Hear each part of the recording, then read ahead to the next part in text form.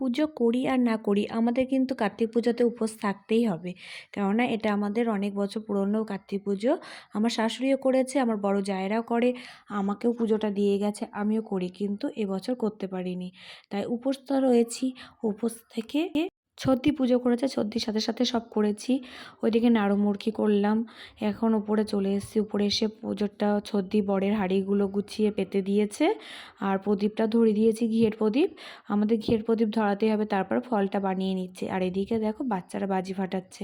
ভালোই লাগে পুজোটা, জানো তো। কার্তিক পুজোটা আমাদের এখানে ঘরে ঘরে লক্ষ্মী পুজোর মতো হয়, কয়েকটা ঘরে সবাই পুজো করেই। তাই এই যে এখানে বাজি ফাটাচ্ছে, আর আমি উপরে পুজোটা গুছিয়ে এই যে এখন নৈবেদ্যটা সাজাচ্ছি, আর বাকি যা যা আছে করে নেবো। ঠাকুরমশাই চলে এসছে, পাশে ভাসুরের ঘরে পুজো করছে, ওখান থেকে চলে আসবে আবার এখানে পুজো করতে। আমি এই ঘর টট পেতে একটু ঠাকুরকে প্রদীপ ধূপকাঠি দেখিয়ে ঠাকুরটা নমস্কার করে নিলাম। কারণ সন্ধ্যা লেগে গেছে, তার আগে তো ঘিয়ের প্রদীপ ধরিয়েও দিয়েছি সন্ধ্যা লেগেছে যখন।